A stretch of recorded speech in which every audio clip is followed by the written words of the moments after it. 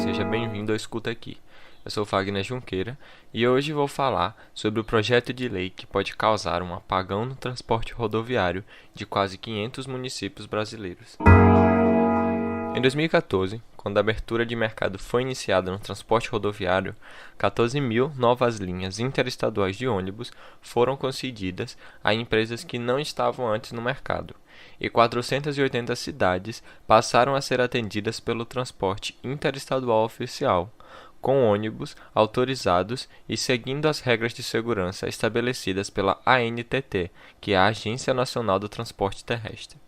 Somente nos 6 primeiros meses da abertura, o setor havia crescido 175%.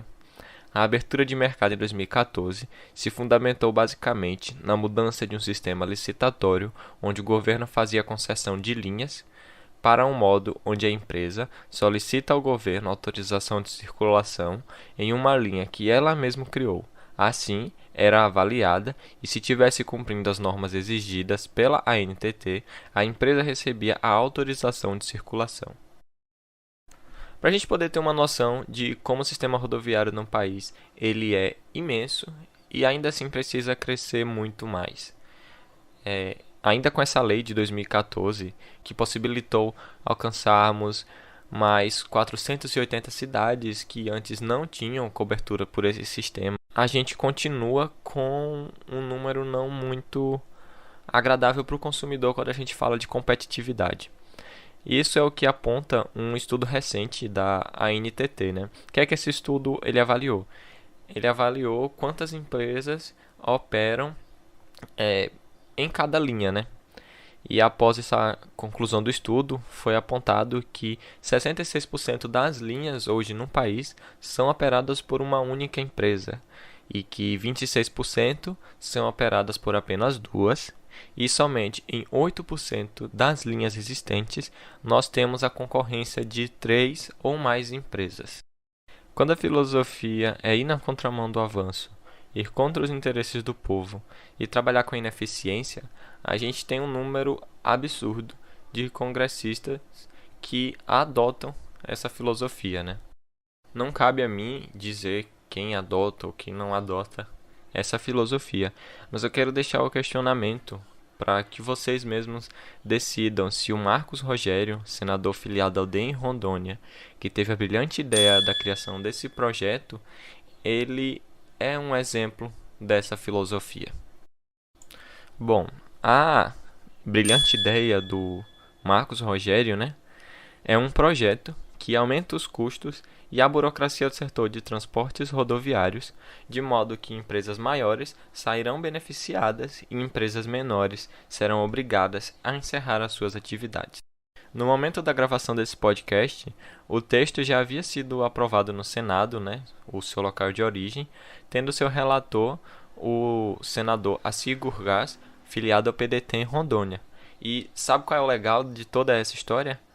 É que o senador Assir Gurgás é proprietário de 2 empresas de ônibus que atuam no norte do país.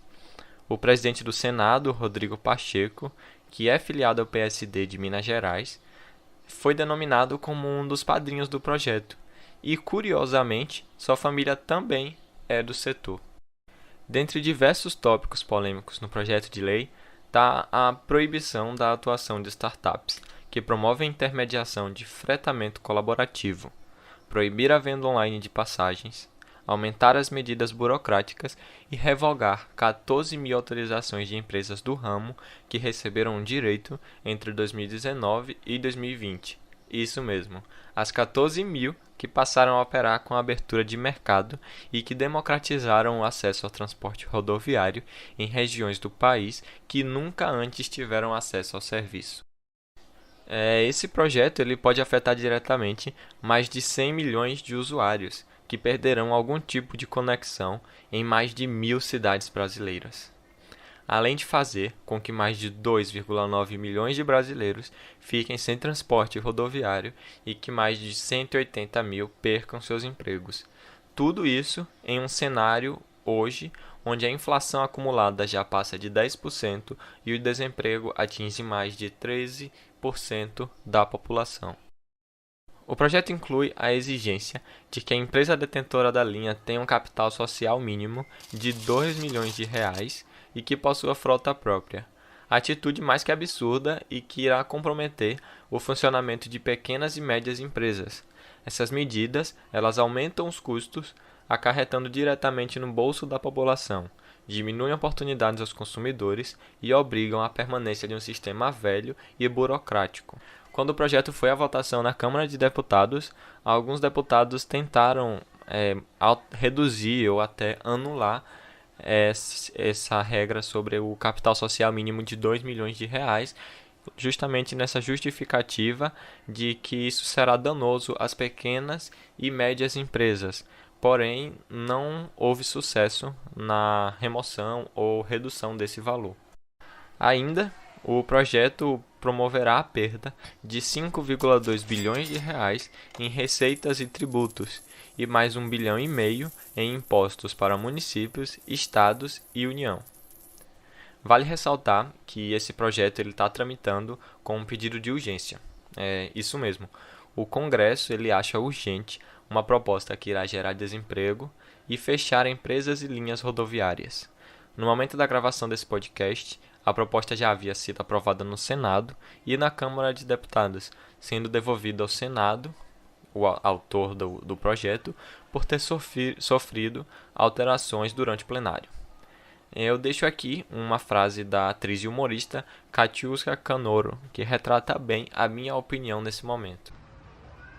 Que merda, hein, gente? Que merda, hein, gente? Eu concluo esse episódio na visão de que esse projeto não veio para beneficiar a população, tampouco a economia.